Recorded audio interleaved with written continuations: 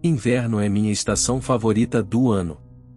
Há algo especial na sensação da neve caindo e nas festas que me coloca de bom humor durante todo o período. No entanto, eu moro em um estado bastante frio, o que frequentemente resulta em muita neve durante esses meses de inverno.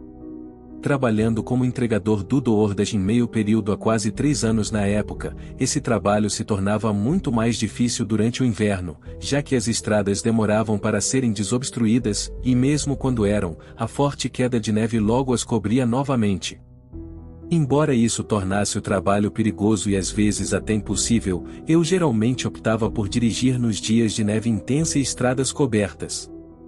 A razão para isso era que ninguém mais estaria na estrada e outros entregadores do DoorDash provavelmente ficariam em casa, o que me daria acesso a muito mais pedidos e a possibilidade de ganhar mais dinheiro. Além disso, os clientes costumam dar gorjetas mais generosas, pois sabem que estão nos colocando em uma situação difícil ao fazer um pedido de entrega durante uma tempestade. Tudo estava igual naquele ano, e era o meio de dezembro quando uma noite de forte nevasca chegou. Não consegui começar as entregas até às 7 ou 8 da noite devido ao meu outro trabalho, mas assim que pude, comecei a dirigir como de costume. Poucos carros estavam na estrada, e meu aplicativo DoorDash estava oferecendo pedidos com pagamento elevado para entregas. Fiz 2 pedidos relativamente rápidos e estava a caminho de uma casa quando a neve começou a piorar. A visibilidade estava terrível, e as estradas não estavam sendo desobstruídas com frequência suficiente. Meu carro não era uma porcaria, tinha tração nas 4 rodas e pneus para todas as estações, mas essa neve realmente estava me fazendo lutar. Reduzi a velocidade ao chegar a uma placa de opário e mal consegui retomar a marcha, já que meus pneus apenas giravam sob mim. Finalmente, depois de atravessar o cruzamento, outro pedido apareceu no meu celular. Olhei para ele por um segundo, debatendo comigo mesmo se deveria aceitá-lo, antes de finalmente rejeitá-lo e fechar o aplicativo. As estradas estavam muito perigosas, mesmo para mim. A rua específica em que eu estava não estava muito longe da cidade principal, então meu objetivo era chegar o mais perto possível da cidade, esperando que mais máquinas de remoção de neve tivessem desobstruído as estradas. Dirigi lentamente, a 20 em uma via de 45. Enquanto seguia pelas más condições, mal consegui enxergar algo grande no meio da estrada à minha frente. Como não conseguia ver isso até que fosse tarde demais, pisei no freio com força, e embora meu carro tenha parado a tempo, as rodas traseiras escorregaram por trás de mim e arrastaram meu carro para fora da estrada e para uma espessa camada de neve. Felizmente, foi uma batida suave de baixa velocidade, mas isso não ajudou minha situação. Meu carro estava completamente preso na neve agora, e eu sabia que precisaria de ajuda. Mantive a calma e coletei meus pensamentos, então liguei para a assistência na estrada. Informei ao atendente minha localização, e ele disse que levaria cerca de 15 a 20 minutos para alguém chegar. Eu agradeci e concordei com a previsão do tempo. Recostei-me no banco, aliviado por não ter aceitado pedidos desde que fiquei preso, o que tornaria a situação toda mais complicada. Alguns minutos se passaram enquanto eu observava a neve cair. Foi então que notei uma luz piscando fracamente em meu retrovisor. Era difícil de ver, mas consegui identificar que era uma luz alaranjada se aproximando de mim.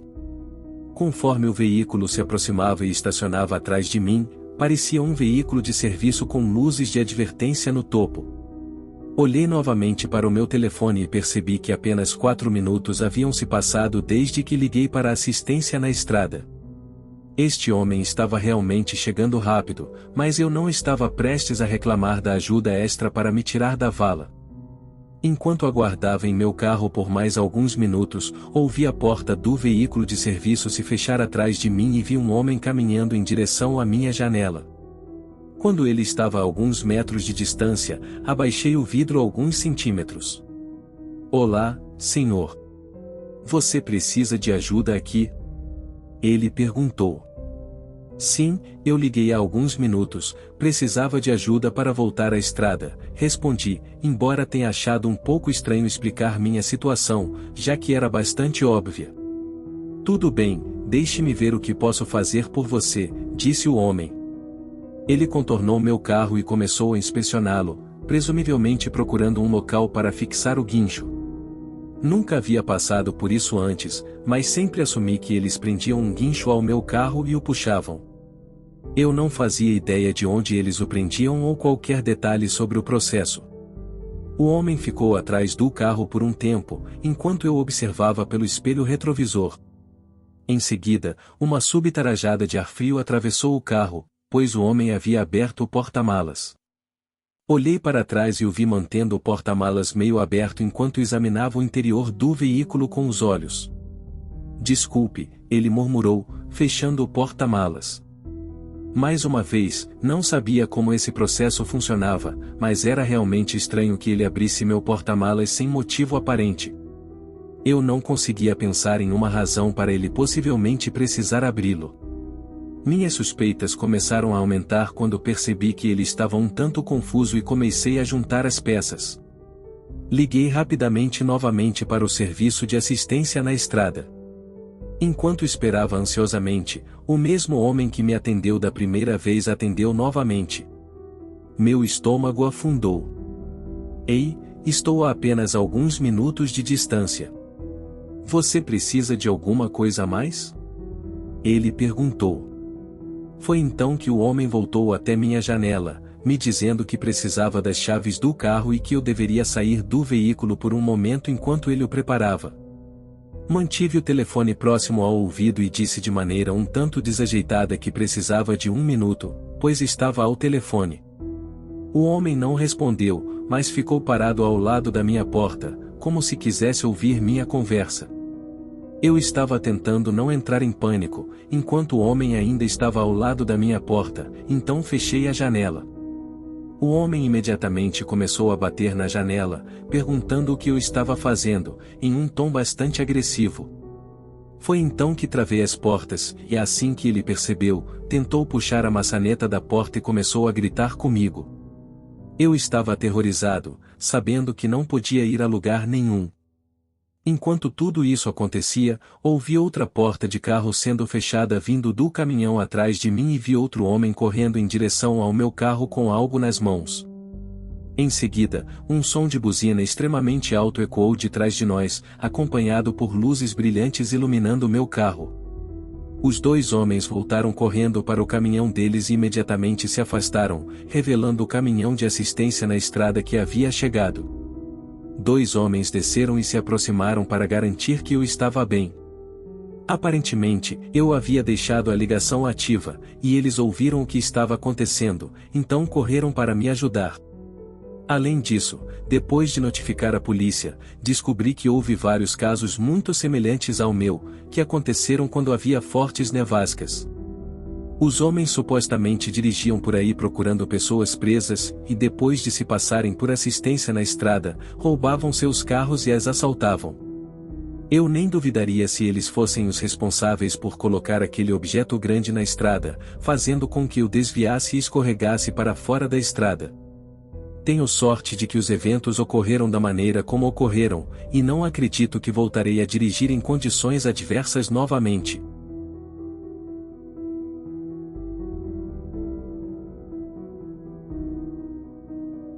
No passado, quando eu era mais jovem, minha família costumava fazer viagens ao norte para pescar no gelo. Meus pais tinham amigos que possuíam algumas cabanas em um lugar praticamente no meio do nada. A única coisa por perto era um pequeno posto de gasolina a cerca de 1 milha de distância, e depois disso, levaria de 20 a 30 minutos até avistarmos algo mais. Na nossa viagem, a neve começou a cair, e eu só queria chegar lá, me acomodar e brincar um pouco. Foram 8 longas horas de viagem, e já eram cerca de 16 horas quando finalmente chegamos. Era janeiro, então o sol já estava começando a se pôr, e eu estava bastante cansado. Estacionamos o carro em frente à cabana e começamos a descarregar. As cabanas tinham fechaduras inteligentes, então tudo o que precisávamos fazer era inserir o código para obter a chave e abrir a porta. Peguei minha mochila e mala e fui inserir o código, mas notei que já havia pegadas indo em direção à porta. Comentei isso com meu pai, e ele disse que provavelmente era a pessoa da limpeza ou algo assim. Aceitei sua explicação e abri a porta. Ao entrar, percebi que havia um pouco de água no chão, e novamente presumi que fosse da pessoa da limpeza. Além disso, a cabana estava exatamente como eu me lembrava. Fui para o meu quarto, onde costumava ficar, e comecei a desfazer as malas. No entanto, quando fui fechar as cortinas da janela, vi pegadas novamente. Pareciam vir da floresta em direção à nossa casa, e, considerando a nevasca, pareciam ser recentes. Contei isso ao meu pai, e ele decidiu investigar. No entanto, o tempo estava piorando rapidamente, com a neve quase virando uma tempestade. Ele afirmou que, se alguém estivesse lá fora, certamente não estaria mais. Ele preparou espaguete enlatado para mim e minha mãe, assistimos a um filme e, em seguida, fui para a cama. Algumas horas depois, acordei com um barulho vindo da parede, como se viesse de fora da minha janela. No começo, fiquei mais surpreso do que assustado e me levantei rapidamente para investigar. No entanto, não vi nada além da escuridão do quarto do meu tio, iluminada pela intensa luz da lua pela janela. Decidi verificar a janela para ver se estava nevando e, para minha surpresa, não só estava nevando, mas parecia haver uma tempestade lá fora. Fiquei olhando, perplexo, para a nevasca, sem entender o que estava acontecendo. No entanto, minha surpresa logo se transformou em preocupação quando ouvi o mesmo barulho vindo da porta da frente lá embaixo. Meu coração começou a bater mais rápido. Poderia ser algum objeto que a tempestade havia lançado contra a porta, pensei. Desceu as escadas, acendendo todas as luzes no caminho, e olhei pelo olho mágico da porta. Nada. Abri a porta com cuidado, tentando manter a neve do lado de fora. Mas o que vi lá fora me aterrorizou. Havia pegadas que levavam diretamente à nossa porta, como se alguém tivesse caminhado pela neve até chegar ali. Fechei a porta rapidamente, trancando-a, e respirei fundo, sentindo-me tenso. Decidi ir até a porta dos fundos para ver se havia algo do lado de fora. Através do vidro, vi apenas a escuridão e a neve caindo pesadamente, mas, por um momento, jurei ter visto uma figura pequena, uma criança, caminhando na direção oposta da casa. Parecia uma criança de uns 9 ou 10 anos, vestindo apenas um agasalho leve. Preocupado, liguei para o 911 e relatei o que estava acontecendo. Fiquei observando pela janela, mas a criança desapareceu na escuridão da tempestade. Quando a polícia chegou, expliquei a situação com mais detalhes e eles investigaram a área. As semanas se passaram, e finalmente meu tio voltou de férias, então não precisava mais que eu cuidasse da casa. O menino, no entanto, nunca forneceu respostas coerentes. Ele afirmou que a casa em que eu estava era onde morava. No entanto, algumas semanas depois, outra criança desaparecida foi encontrada do lado de fora da mesma casa enquanto meu tio estava de férias novamente. Não havia conexão entre os dois casos de crianças desaparecidas, mas parecia mais do que uma simples coincidência. Comecei a me perguntar sobre as instruções estranhas do meu tio para não convidar amigos e evitar passar muito tempo no quintal. Seria possível que ele soubesse de algo que eu não sabia? As dúvidas continuaram a pairar no ar, e a casa nunca mais pareceu a mesma.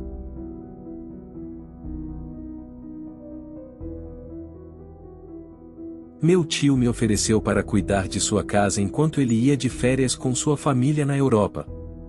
Minha tia e meu primo já haviam ido antes, enquanto meu tio tinha que terminar alguns negócios primeiro.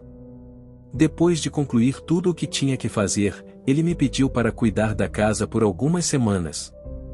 Ele sabia o quanto eu queria morar sozinho, então me ofereceu essa oportunidade para experimentar pela primeira vez. Ele me proibiu de convidar amigos ou ficar muito tempo no quintal.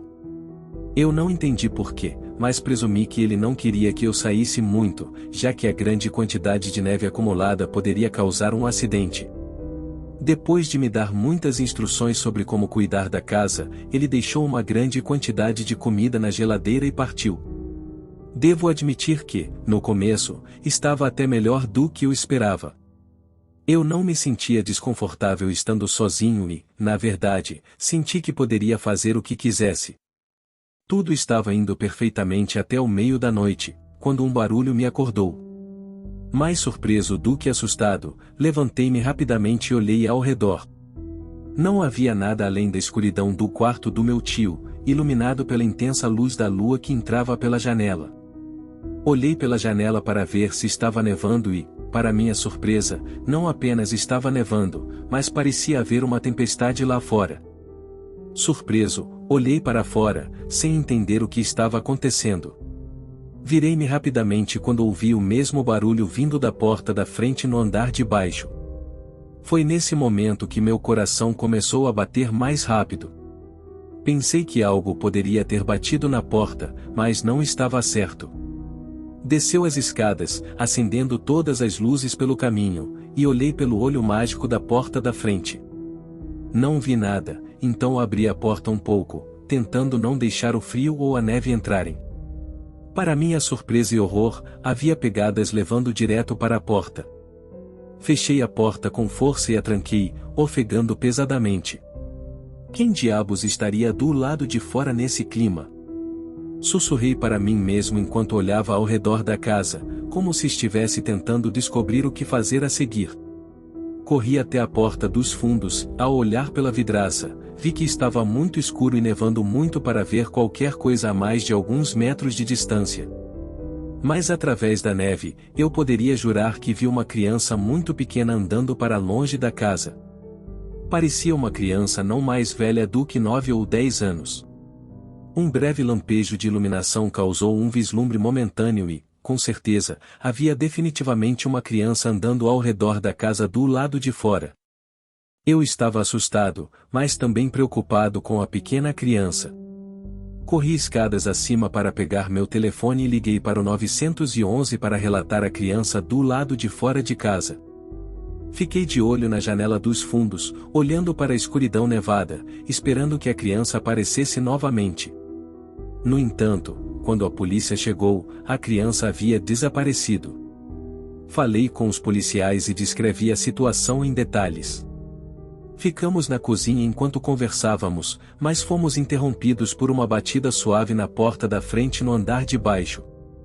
Um dos policiais me pediu para ficar onde estava enquanto eles dois foram ver quem estava na porta. Ao abrir a porta, eles revelaram a mesma criança que eu tinha visto antes. Um dos policiais trouxe a criança para dentro, claramente preocupado, já que o menino não estava vestindo nada além de uma blusa leve. O outro policial saiu e olhou ao redor do lado de fora por mais algum tempo antes de voltar e trancar a porta. A expressão no rosto da criança era difícil de descrever, pois parecia totalmente em branco. O policial fez muitas perguntas, como onde estavam os pais dele e o que ele estava fazendo, mas o menino mal falava e parecia apenas perdido, como se estivesse fora de si. Não conseguia realmente entender o que estava acontecendo. Foi uma experiência surreal acontecendo bem na minha frente, mas não parecia real de jeito nenhum. Que criança simplesmente sai andando em uma tempestade de neve no meio da noite? Por que ele bateu na porta da minha casa? Não obtivemos respostas por semanas.